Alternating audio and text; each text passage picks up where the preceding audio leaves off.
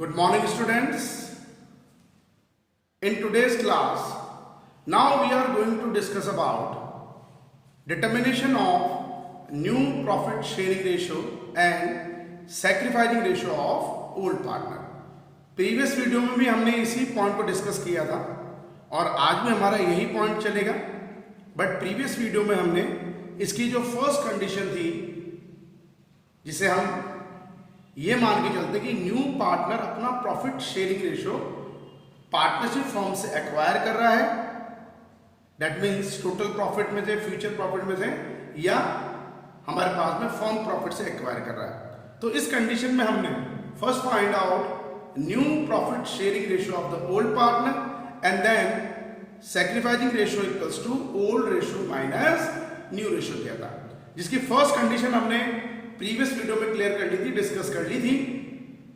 When after given a new partnership, there is no any information given about remaining profit.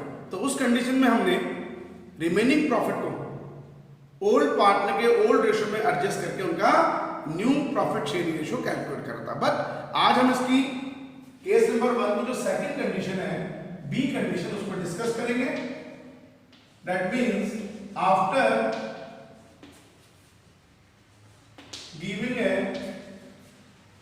new partnership, remaining profit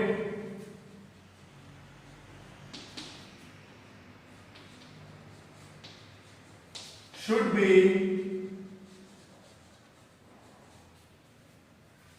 adjusted in old partners in their agreed ratio।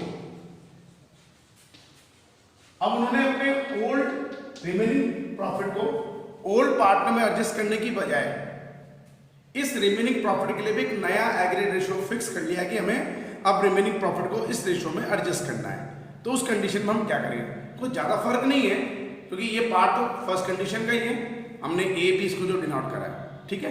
तो इस condition में भी हमें पहले new ratio निकालना है और उस न्यू रेशियो को ओल्ड रेशियो में से माइनस करके we calculate sacrificing ratio of the old partner. But बेटा हर वीडियो में मैं एक चीज आपको बार बार रिपीट करूंगा, sacrificing ratio of the old partner is always equal to new partner share. ये बहुत इंपॉर्टेंट कंडीशन आप लोगों के लिए रहेगी, थोड़ा इस चीज को आप ध्यान देके चलना कि sacrificing ratio of the old partner is always equal to new partnership. तो विदाउट वेस्टिंग ए टाइम हम इसको एक एग्जांपल से क्लियर करें।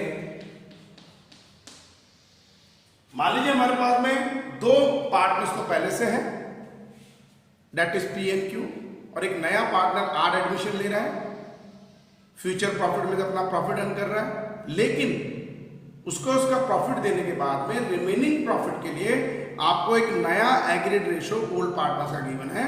तो हम प्रैक्टिकली उस सम को कैसे करेंगे? Okay, P and Q R partners in profit ratio of 4:0। Okay, they admit are as a new partner for 1/7 share in profit। Full stop। अब इसके बाद की जो लैंग्वेज है बेटा वो हमको चेंज करनी है। तो मैंने पहले भी आपको चीज बता रखी है, जितने भी हम कंडीशन करेंगे, कंडीशन 1 2 3 4 5, सब में बेसिक इंफॉर्मेशन डिटर्मिनेशन की यही होती है। कौन कौन पार्टनर थे, क्या रेशियो था, नया पार्टनर एडमिशन ले रहा, कितने शेयर के लिए एडमिशन ले रहा। ओके, अब यहाँ पे आने के बाद में ये अपना प्रॉफिट शेयरिंग रेशियो किससे एक्वायर कर रहा है और रिमेनिंग प्रॉफिट के लिए ओल्ड पार्टनर ने क्या डिसीजन लिया, ये अब हमको देखना है। अब इसमें वही है, future profit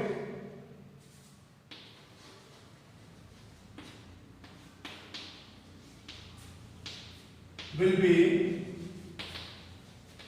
adjusted in old partners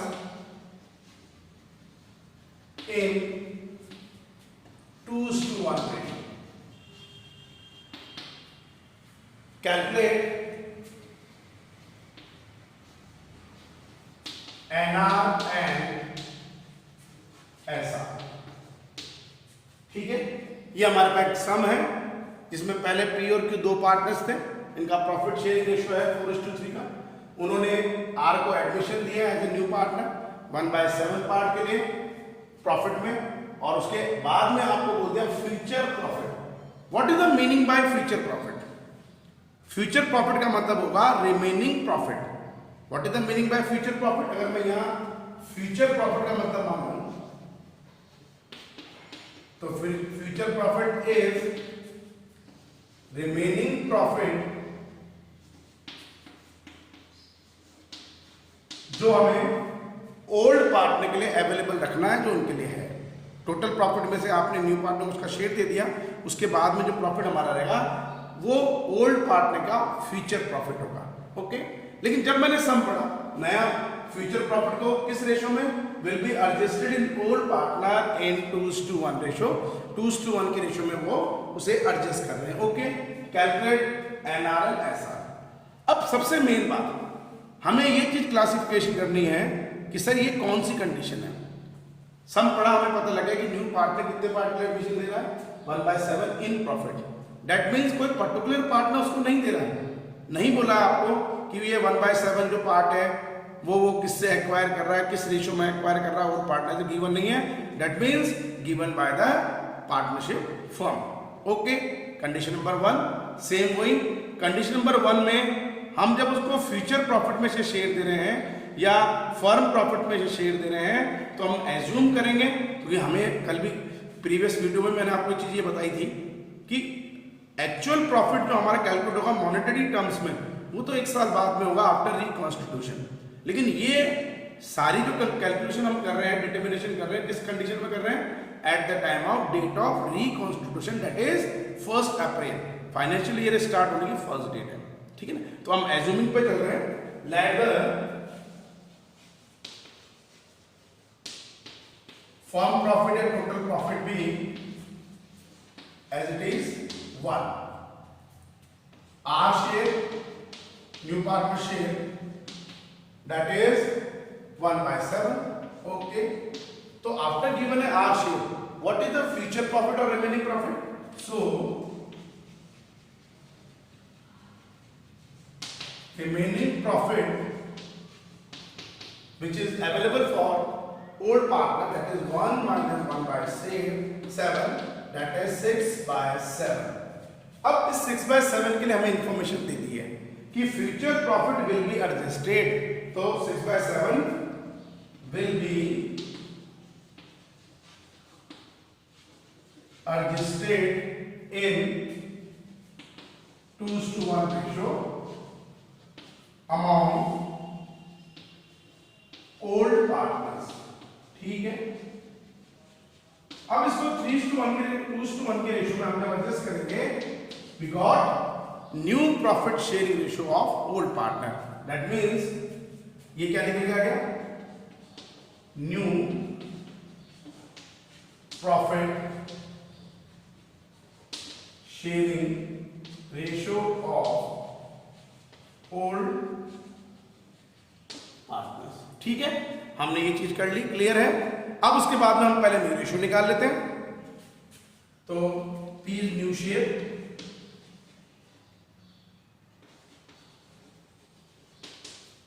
that is 6/7 2:1 में 2/3 of मतलब वो मल्टीप्लाई है 6/7। वैल्यू अगर सिंपल हो रही तो ठीक है, 3 1 जा 3, 3 2 जा 6, that is 4/7। Q's new share 1/3 of 6/7 remaining profit, that is 2/7। Okay, new share आ गया। अब हमें क्या चीज कैलकुलेट करनी है, एक रेशो आना चाहिए। अब इस न्यू शेयर को जब आप ओल्ड शेयर में से माइनस करेंगे, OR minus NR equals to SR, ठीक है। हम SR कैलकुलेट कर लें, SR equals to OR minus NR, okay. P old ratio is 4:3, 4/7 and 3/7, तो 4/7 माइनस न्यू रेशियो इज 4/7। अब बेटा यहाँ पे एक चीज ध्यान देना, वैसे प्रैक्टिकल होता नहीं है, हमने अपनी तरफ से सम बनाया इसलिए हो गया है 4/7 माइनस 4/7। अब उसका new ratio old ratio same आ गया, दैट मीन्स पी ने न्यू पार्टनर के फेवर में कुछ सेक्रीफाइस नहीं करा। होता है बेटा ये, जब रिमेनिंग प्रॉफिट को हम एक नए रेस्पेक्टिव रेशियो में एडजस्ट करते हैं ओल्ड पार्टनर में, तो हो सकता है उसके अंदर कि न्यू पार्टनर के फेवर में केवल एक ही पार्टनर सेक्रीफाइस। और बेटा मैंने पहले प्रीवियस वीडियो में भी और लाइव क्लास में भी आपको एक ही चीज कही है, अगर मुझे अपने आंसर को कंफर्म करना है तो मैं सेक्रीफाइसिंग रेशियो का टोटल करके अगर देखूंगा तो वो किसके इक्वल आना चाहिए, न्यू पार्टनर शेयर के इक्वल। तो यहां पे जब मैं कंडीशन डाल रहा हूं, पी ने तो कुछ सेक्रीफाइस ही नहीं करा, दैट मीन्स अब न्यू पार्टनर के फेवर में जो R partner new partner admission ले रहा है उसके फेवर में केवल सेक्रीफाइस कौन करेगा, दैट इज क्यू। अभी पता लग जाएगा। अब क्यू, ठीक है, हम क्यू को अगर लेके चले तो ओल्ड रेशियो कितना था 3/7 minus new ratio 2/7, that is 1/7। और आप न्यू पार्टनर का शेयर में कितना देख रहे हैं 1/7। इसका मतलब यहाँ पे वैसे तो कंडीशन नंबर 5 में मैं बताऊंगा कि एक पर्टिकुलर एक ही ओल्ड पार्टनर न्यू पार्टनर के फेवर में हो रहा था, लेकिन हमने जब न्यू और ओल्ड को कंपेयर करा, रिमेनिंग प्रॉफिट को न्यू रेशियो में एडजस्ट करा, तो हमें पता लग गया कि इसमें पी ने कोई सेक्रीफाइस नहीं करा, ओनली क्यू सेक्रीफाइस कर रहा है। दोनों रेशियो आ गए, लेकिन मैंने आपको हमेशा बेटा एक चीज कही है कि आप आंसर जो भी देंगे फॉर 1 या 2 मार्क्स वो रेशनल फॉर्म में देंगे, ना कि फ्रैक्शन फॉर्म में। तो मैं एनआर निकालूंगा इसमें P, Q and R। P new ratio 4/7, Q 2/7 and R 1/7। तो रेशियो आ गया हमारे पास कितना 4:2:1, ये आ गया न्यू रेशियो।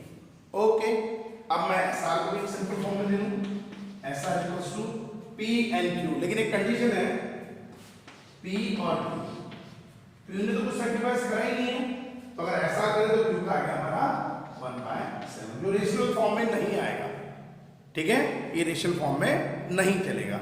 तो ये हमारे पास कौन सी कंडीशन हो गई है,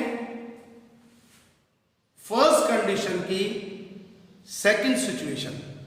सब कंडीशन आप मान लीजिए कि फर्स्ट कंडीशन में हमने 2 कंडीशन ली है, जब न्यू पार्टनर को उसका शेयर देने के बाद में कोई इंफॉर्मेशन नहीं रिमेनिंग प्रॉफिट के, तो हमने उसमें रिमेनिंग प्रॉफिट को ओल्ड पार्टनर के ओल्ड रेशियो में एडजस्ट करके न्यू रेशियो का फाइंड आउट करा। और आज की वीडियो में हमने क्या करा है, इसे एक नए एग्रीड रेशियो में एडजस्ट कर लिया, जिसमें हमें एक चीज पता लग गई कि पी ने न्यू पार्टनर के फेवर में कोई भी सरेंडर नहीं करा, जो बहुत रेयर होता है, हम ये मानते हैं। एक प्रैक्टिकल फॉर्म में तो हम इसको नहीं मानते, लेकिन एक बुकिश लैंग्वेज के अंदर हम एक सिलेबस के अकॉर्डिंग मान सकते हैं, ठीक है, कोई एक पार्टनर एग्री है। ये है कंडीशन नंबर 2। कंडीशन नंबर 1, अब देखो बेटा थोड़ा टाइम हमारे पास में है, इसलिए मैं कंडीशन 2 और 3 को पहले वर्बली क्लियर करूंगा, उसके बाद में बेटा हम नेक्स्ट वीडियो में उसी को क्लियर करेंगे। अब तो कंडीशन 2, 3, 4, 5 मैंने पहले भी एक चीज बताई है कि न्यू पार्टनर को जो प्रॉफिट शेयरिंग रेशियो मिलता है given by the partnership firm, और number 2 given by the partners. Given by the partnership firm का मतलब इनडायरेक्टली, डायरेक्टली नहीं, इनडायरेक्टली जो है ओल्ड पार्टनर न्यू पार्टनर के फेवर में सेक्रीफाइस करे, जो पहली कंडीशन का पॉइंट था कल के वीडियो में और आज के वीडियो में, ठीक है, जिसमें हमने पहले न्यू रेशियो निकाला, एज्यूमिंग करके लाया था, टोटल प्रॉफिट भी करके इस तरह से। लेकिन जब कंडीशन 2 से लेकर 5 तक आई है, तो उसमें हम डायरेक्टली क्या मालूम करेंगे, पहले sacrificing ratio of old partner. आप पहले क्या मालूम करके चलेंगे, what is the sacrificing ratio of the old partner, और उसके बाद में उस सेक्रीफाइस रेशियो को आप जब ओल्ड रेशियो में से माइनस कर देंगे तो we get new profit sharing ratio of all partners. ठीक है ना, पहले ओल्ड का कैलकुलेट करेंगे, उसको सिंपल फॉर्म में लेने के लिए हम ऑल में कन्वर्ट कर लेंगे। अब तो कंडीशन नंबर 2 हमारे पास क्या है, दोनों 2 और 3 कंडीशन सिमिलर होती है। मैं केवल इसको वर्बली अभी बोलूंगा, कल हम इसको फिर प्रैक्टिकली करेंगे ताकि हमारे कल दोनों पॉइंट हो जाए। When the new partner, listen carefully, when the new partner acquire his share in equally proportion from the old partners, कि वो अपने प्रॉफिट को इक्वली रेशियो में एक्वायर कर रहा ओल्ड पार्टनर से। या मैं इसको ऐसे भी बोल सकता हूं, when the old partner surrendered new partner share in equally ratio. ठीक है, ये कंडीशन 2 है जिसमें हम पहले एहसान निकालेंगे। कंडीशन नंबर 3, इसको अनइक्वली कर लो, when the new partner acquire his share in unequally ratio from the old partners, या when the old partner surrendered new partner share in unequally ratio या unequally अपने पास में proportions। ठीक है, अब लेकिन ये डिस्कस हम कल करेंगे बेटा, कल के वीडियो के अंदर दोनों टॉपिक हमारे हो जाएंगे, इसमें कोई सब पॉइंट नहीं है, इसलिए थोड़ा ध्यान से इन वीडियोस को देखिए। ये बहुत इंपॉर्टेंट क्वेश्चन होगा फॉर 1 मार्क्स और 2 मार्क्स। ठीक है, तो आज की क्लास यहीं ओवर करते हैं। Thank you, have a nice day.